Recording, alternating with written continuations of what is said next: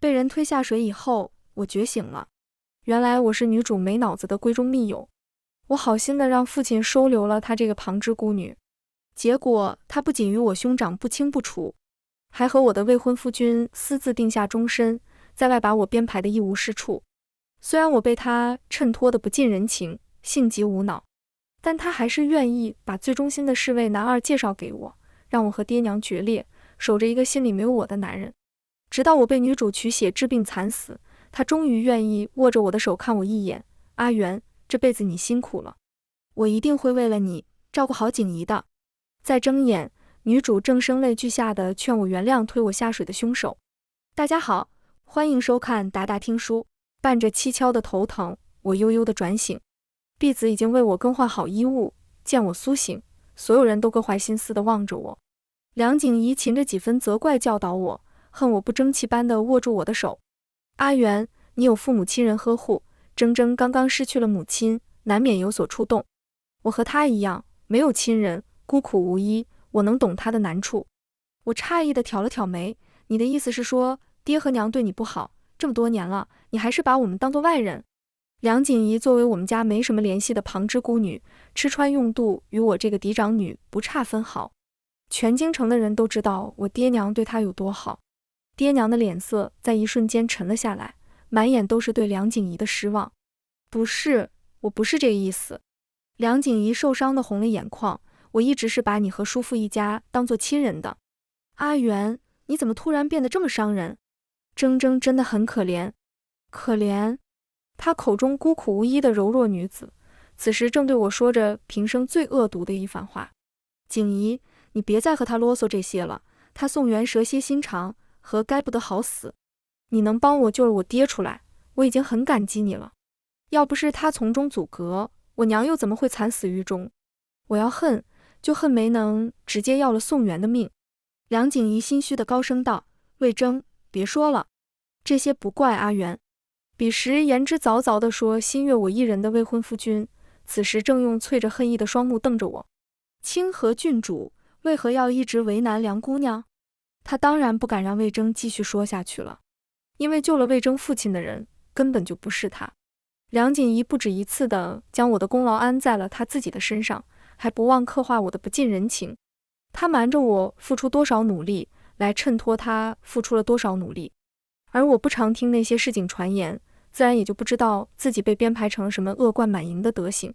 等我得知坊间称梁锦怡心善，如仙人怜视，比我更配得上清河郡主这个身份时，梁锦怡情真意切地握住我的手。阿元，我也是为了你好。你是未出阁的闺秀，名声太盛对你而言未必是什么好事，而我不过是一介孤女，日后纵是真惹出什么祸端，也不会败坏了宋家的名声。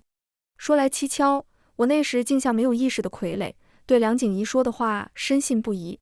我甚至怀疑，从前根本没有情绪可言的自己，究竟是不是一个活人？你叫我同情他，你怎么不来同情同情差一点就死在他手上的我？我甩开梁锦怡的手，既然你觉得我们不该结怨，那为什么不告诉他？是我与父亲熬了半月，才为他父亲翻了案，让我们彻底的解开误会。梁锦怡揉揉眼泪，抱歉，我不知你如此在意这些，是我这次做的不妥，忘与他多交代上几句了。我低笑一声，你是做的不妥？我如此直白地指出他的错处，让他一拳打在了钢板上，不仅让他再难巧言辩解，也会让人探究他行事是否真的难当重任。梁锦怡这样做已经不是第一次了。我的贴身婢子偷窃我的首饰，被人发现后便说是为了医治病重的爹娘。我安排去人调查，发现确有其事。可我在明面上不能助长这般风气，否则府中所有下人的爹娘都会生病。我托梁锦怡替我私下送去财物，又托人寻了名医去为婢女的爹娘看诊。最后不仅功劳落在了梁锦怡的身上，婢女甚至觉得我私下对她百般羞辱，在我的火炉里添了一夜的炭，想要让我悄无声息地死在院子里。魏征仰着脖子，一副不怕生死的倔强模样。宋元怎么可能为我做到这个份上？锦怡，你就不要替他解释了。你父亲的事的确是元儿托本侯去调查的，此事原本不宜声张。可你闹出这样大的声势，认识陛下也难在他的仇家里保全他。爹冷哼一声，与母亲一样，素来没有情绪的脸上竟多了一份对我的心疼。然而说，此人应该如何处置？这魏征也是实在是个蠢货。不久之前，他还跪到我的面前低声的哀求：“侯爷权倾朝野，我想求郡主帮忙通融，让我狱中见父亲一面。”太平盛世本就由千万规章著称，他小小的一句权倾朝野，就能让我全族万劫不复。他不问，一切都可通融；他若问了，那便只有不行一个答复。那些守卫都是认牌子不认人的，我也帮不上你。从前我的令牌被人偷了去，我差点就挨了爹爹的说，现在一直收在房内。虽然没人看守，但也安心。凡是个人都能听出我话中的深意，有人怕魏征听不懂，看似在和我说话，其实一直在点他。清河郡主真是豁达，臣女看啊，这令牌要是被人偷了几天再放回去，您都发现不了。我说笑过去，你就别打趣我了。哪里想得到，魏征捏着裙摆站了起来，扭身离去。直到推我下去那一刻，魏征都在浑身颤抖地大喊：“你们这些权贵惯是会拿规矩礼教压人一头的，你可知那令牌你视若敝屣？臣女为了见爹娘一面，恨不得豁出命去换。”我静默片刻，按照律法，谋害功勋之后，当杖200。下人很有眼色地把魏征拖了下去，当即执行。魏家的苦日子在后头呢，我总得让魏征亲眼瞧见。况且他对我还有用处。凄厉的惨叫声配得上他毒蛇一般的心肠。阿元，你不该如此心狠的。梁景怡双目赤红，晕倒在了我的病榻前。换作以往，我此时已经成了众矢之的。然而众人并未多言，甚至暗自感叹梁景怡这次心软的过了火，气得身子有些损伤，也是情理之中。只有我看见梁景怡那好看的眉眼，好悬，没拧成一团乱绳。装的真假？梁景怡一病就是许多天，闭门不出，声息全无。如我所料，有人来为他出头了。宋元，你都已经这个年纪了，到底还在任性什么？爹娘收留景怡，就是为了让你能从他身上习得几分良善，你怎么会如此刻薄？宋玉煎熬的脸上写满了对我的不满，让人难以相信，这仿佛与我有着苦海仇深的男子，其实是我的血亲兄长。作为梁景怡的追求者配角之一，他是有婚约在身的。未过门的嫂嫂蒋兰我曾见过，是个很好的人，温温柔柔，待我极好，却不是个任人拿捏的性子。二人成亲后，蒋兰仅仅因为不满梁景怡会卧在自己夫君的怀中垂泪，保持着说不清道不明的距离，就成了梁景怡的打脸对象。为了衬托蒋兰的凄惨，她的结局甚至是一辈子生了6个女儿，6个全都嫁给了车夫、地痞、盲流子。蒋兰最终遭夫君厌弃，女儿嫌弃，落魄地死在了冬日的别院里，临了还在为我绣一件暖手桶，因为我那时也不受人待见，冻了一手的疮。此时我这个脑子不好使的兄长正在给已为人母的梁景怡庆生，说什么也不能让宋玉再毁了蒋兰的一生。我低笑一声，对他冷眼瞧着。梁景怡能在宋家住下，那是因为我心软，才求爹娘把她留下，倒不是我胡诌。当年之所以劝爹娘收留梁景怡，是我以为她从流寇手中救下我，对我有救命之恩。一朝清醒，才知道那流寇头子都是他的义兄，为了替他夺走嫡姐贞操出气，把我牵扯了进去。梁景怡认出我正是出自他要投奔的叔父一家，才认下这个救命之恩。宋玉姿态倨傲，为我拟好了判词，满嘴谎话，无药可救。表哥，你也在呀？门外传来了梁景怡动人的娇笑声，宋玉听得眼睛晶亮。表妹，这件事是元儿做得太过了，我正在说她了。梁景怡勾勾嘴角，扯动着她心疼我的那副假面皮。阿元做的是对的，怪我一时莽撞，才害了阿元在床上病了好几天。马上就是阿元的生日了，我还有礼物要送给他呢，这是我们姑娘家的事，你就快出去吧。宋玉满目宠溺，好，那我就先走了。临了，宋玉还不忘板着脸威胁我，景怡病重，别再想着耍你的小性子了。梁景怡嗔怪道，好啦，阿元还是小孩子呢，别这么说他。这两人一唱一和，几乎消磨了我所有的耐心。什么事？梁景怡乐吟吟的，眼神时不时地向门外瞥。你还记不记得那次我们去拜庙，救了你的侍卫南昭？你说你对他一见钟情，他其实也觉得你心地善良，很可爱，为你煎了药来探望你呢。南昭，快进来呀！他那侍卫闻声走了进来，不情不愿地端上一碗，一看就是用剩下的药渣煮成的药汤。见过清河郡主，明眼人都能看出来，他在担忧梁景怡的病体，就一碗上不得台面的药渣子。梁表姐，饭可以乱吃，话可不能乱说。听着门外逐渐的紧凑的脚步声，我便知晓再耽搁不得。他是侍卫，救我本就是理所应当的，别人救我一次，我便要心悦一次，岂不荒唐？南昭的性子我再熟悉不过，见我阴阳怪气的驳了梁景怡的好意，他二话不说摔了药汤子，想要给我一个下马威。我是主子的侍卫，救你几时成了我理所应当之事？若不是主子看中你，我哪怕眼睁睁的看你死在那儿，也绝不会救你。我漠不经心的哦了一声，你家主子是寄人篱下的孤女，她主动的邀我上山拜庙，临了却只有她一个人平安归来，你猜她究竟能不能全身而退？南昭不吭声了，答案非常显而易见，不能。南昭抽出佩剑指向我，双目赤红的望着梁景怡，主子，你不该用这样的方法将属下推到别人的身边。属下今日宁可因为杀了清河郡主而被处死，也容不得有人在自己的面前欺侮您。我弯唇一笑，哦，那你就去死吧。二人不明所以，只见我跌跌撞撞地撞开房门，栽到了爹的怀里，哭得梨花带雨。爹，表姐带了一个外男进来，胡言什么女儿对他情根深重，女儿只说没有这般的事，那人便要取女儿的性命。梁景怡这才明白是着了我的道，在心急也百口莫辩，叔父，我不是有意的，只是有些误会。爹亲眼看见南昭那一剑险些刺在我身，又怎会在意梁景怡苍白的辩解，将此人拿下。南昭作为梁景怡的追求者之一，武力值自然是不低，换作从前，就是上百人也压不住他。好巧不巧，南昭不久之前刚为了帮梁景怡采药而受了重伤，强弩之末罢了。眼看着南昭被护院拿下，梁景怡声嘶力竭地从背后抱住了南昭。不，今天的事都是我一人所为，和南昭无关。叔父，你要罚就罚我一个人吧。爹厉声道，今日之事你本就有过错，你便是寻再多的理由，这外男究竟是不是你领来的？他死，难道你也要和他一起去死吗？爹的语气十分严肃，不像是为了训斥梁景怡而夸大。南昭苦涩地低笑一声，是属下一时冲动，害得主子要与属下这样的人一起共赴黄泉。梁景怡怔愣地眨了眨眼，然后放开了南昭。梁景怡笑得十分勉强，南昭，我会为你照顾好家人的。南昭眼里的光一点点地暗了下去，多可笑的一幕。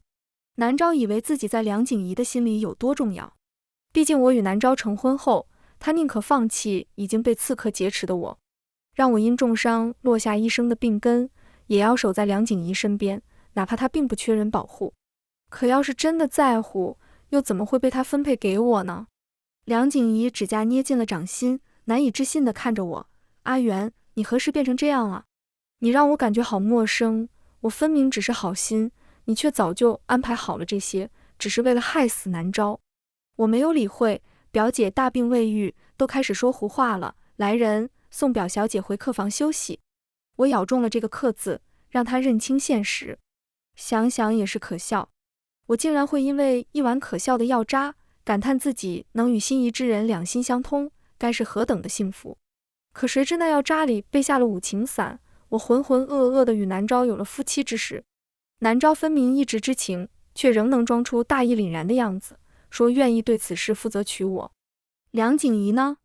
他说我终于找到了属于我一生的幸福，他终于可以放心了。放心的和我的未婚夫薛云起成亲了。分明是薛云起与梁景怡私自定下了终身，薛云起却以我背弃婚约，未婚与人有染为由，威胁爹娘给梁景怡嫡女的待遇，风光的出嫁。我爹娘被这对吸血虫害得流离失所，鸠占鹊巢这条路在我这儿行不通了。我的未婚夫薛云起是辽西侯府的世子，但他还不知道他只是一个冒牌货。真正的世子是我的侍卫陈烨。在梁景怡的故事里，陈烨是一个极度阴郁的反派，他竟然只因为被薛云起的生父母刻意调换，受了半生本不该承受的痛苦。回来后就妄想拿回属于自己的一切，甚至还想拆穿薛云起的冒牌货身份。最后在妄图揭穿薛云起身份的宴席上，被万箭穿心，罪有应得。不觉得可笑吗？物归原主，何错之有？在我对陈烨施以鞭刑时，梁景怡横在了我们的身前。阿元，你怎么能这样？这可是一个活生生的人啊，做了再大的错事，也不能往死了打。他言之凿凿地教育着我，又望向陈烨。阿元任性，你不用和他一起胡闹，一定很疼吧？别害怕，你跟我走，他就不敢再说你了。我兴致缺缺地收回长鞭，啧了一声便要走。无趣，你和他走吧。我失手害郡主受伤，甘愿被罚，与外人无关。陈烨毫不留情地打开梁景怡的手，他卑微地单跪在我的身前，扣着我的手抚在他脸上。郡主，阿元，别不要我。不做天命之女的群下臣，便只能做万人讨伐的反派。陈烨被抄家时，官兵发现他房中除了积满灰尘的聘礼，便是一女子的旧画像。那画上的女子是我。我晃动手腕上的银铃，叫出了一身玄衣的陈烨。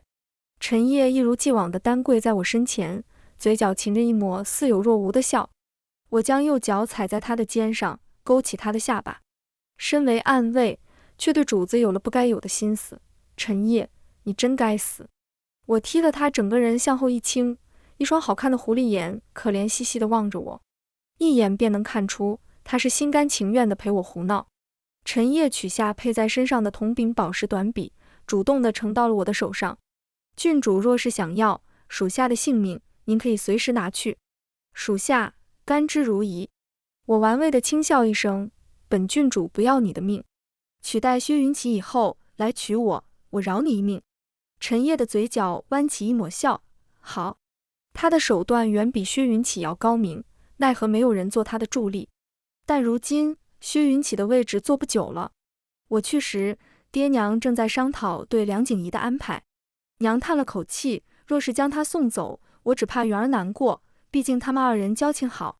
爹像生怕我知道似的，赶忙岔开话题，元儿来了，坐吧，今年生辰想要些什么呀？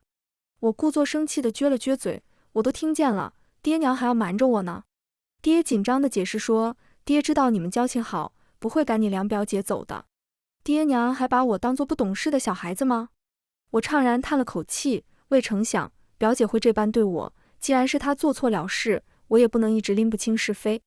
爹感叹道，元儿真是长大了，爹这就安排车马送她回娘家。梁景怡得知此事，他的两大护花使者纷纷前来抗争。我那个蠢兄长自不必多言，宋玉不惜为了他与爹娘争吵。爹娘，表妹她孤苦无依，回去了能做什么？你们这是害了她。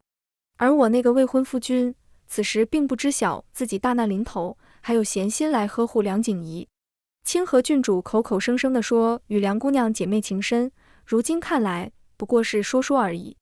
薛云起埋怨地看了我一眼，转身便去安慰梁景怡。梁姑娘，京城之大，未必没有你的去处。世子殿下。梁景怡红了眼眶，两人牵着丝的眼神简直是天雷勾地火，让人难以想象此时若是四下无人，会发生些什么。本侯害他什么了？爹被宋玉说的莫名其妙，不免地对这个儿子改变了重用的看法。自打他住进侯府，侯府给他的吃穿用度，照你妹妹都是不差的。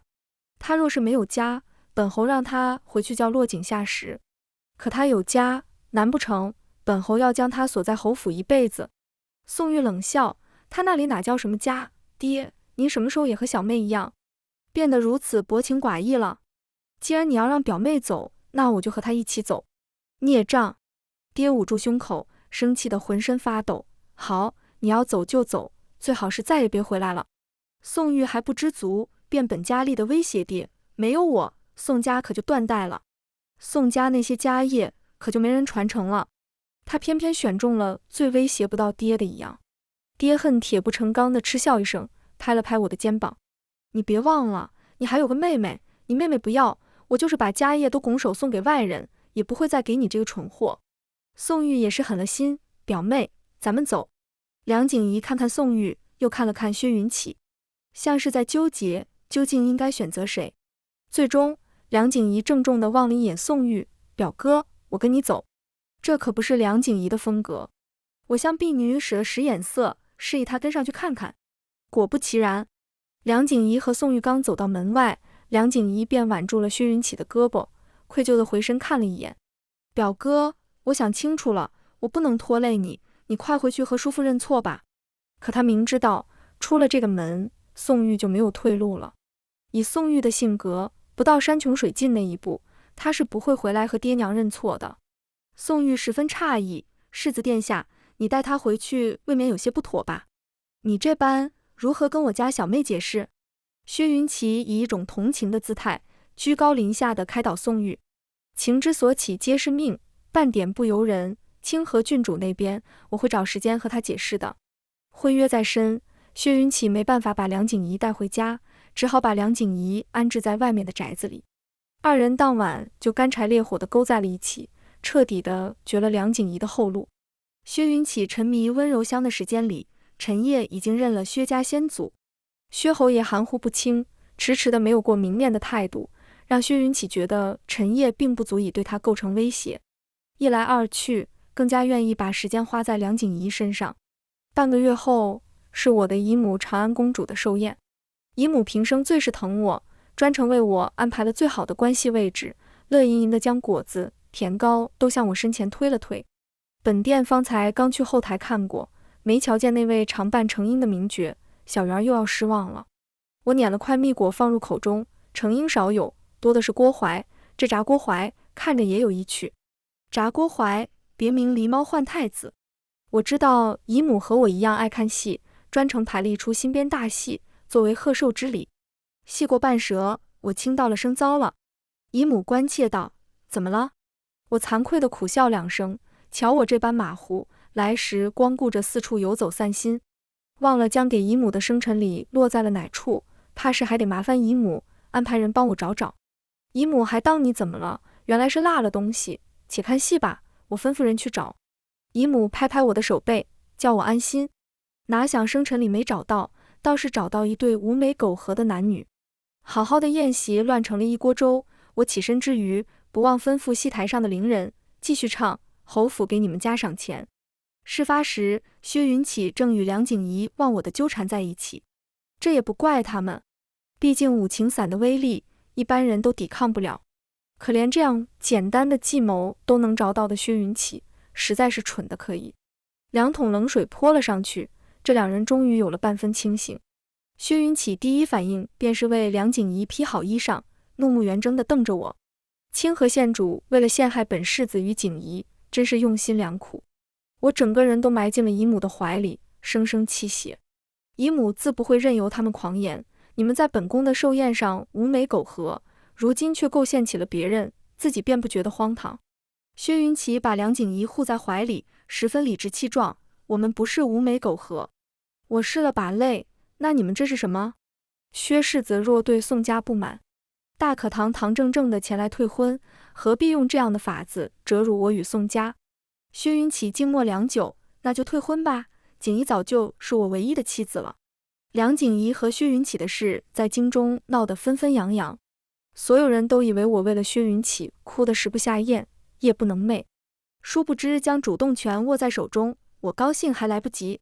在承受不住各方压力后，辽西侯终于主动地登门来赔罪了。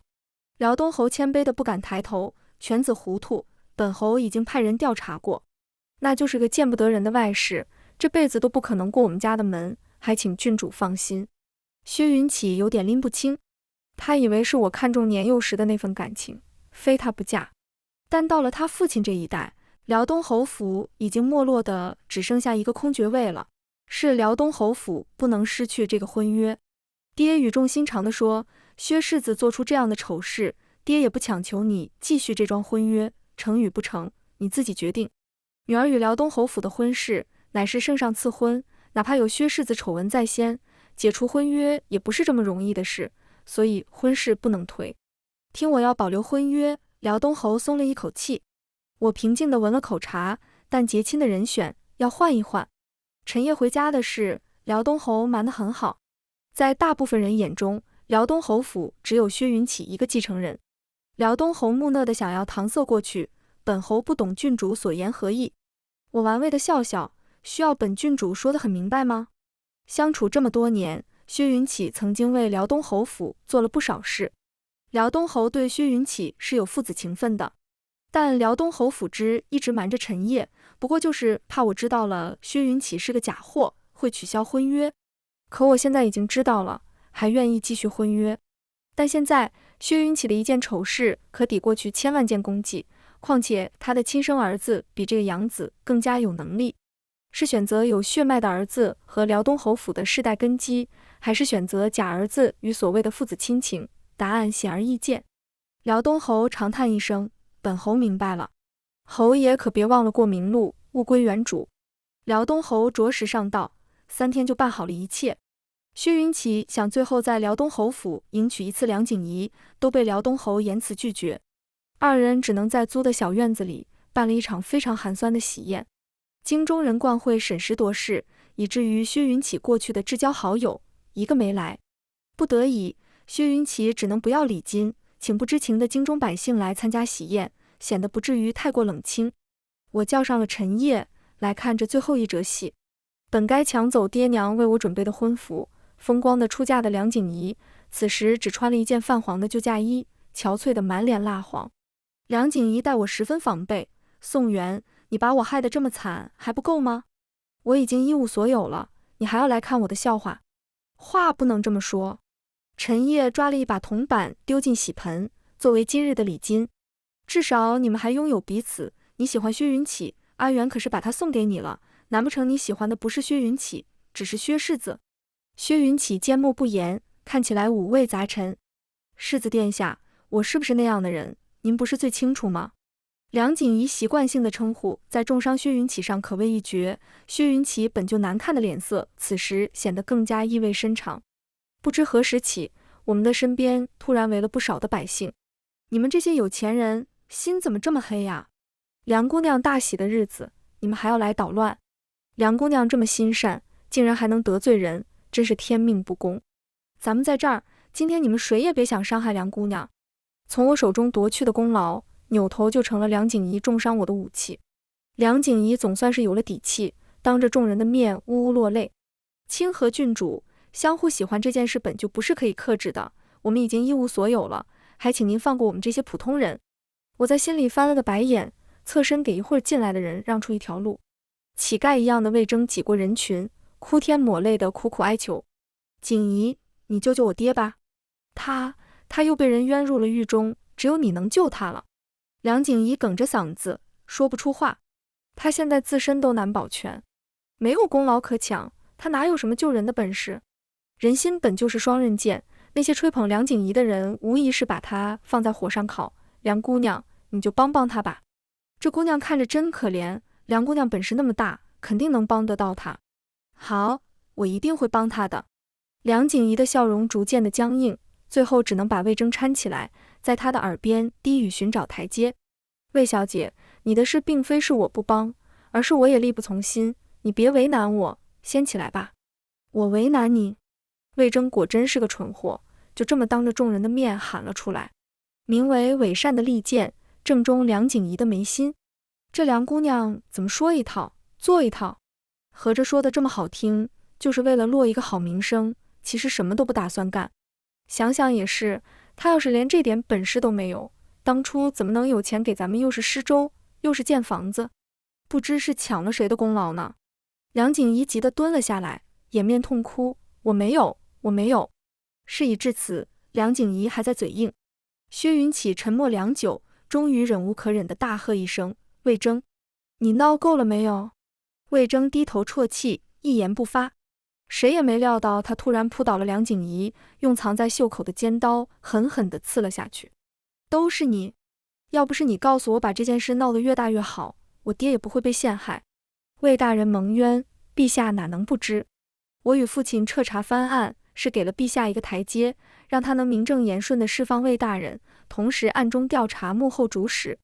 但梁景仪抢功劳抢得声势浩大，只顾着让自己声名远扬，让魏征把这些事闹得越大越好，来彰显他的本领。那幕后主使又不是傻子，蛰伏多时，终于给魏大人安排了更重的罪名，救无可救。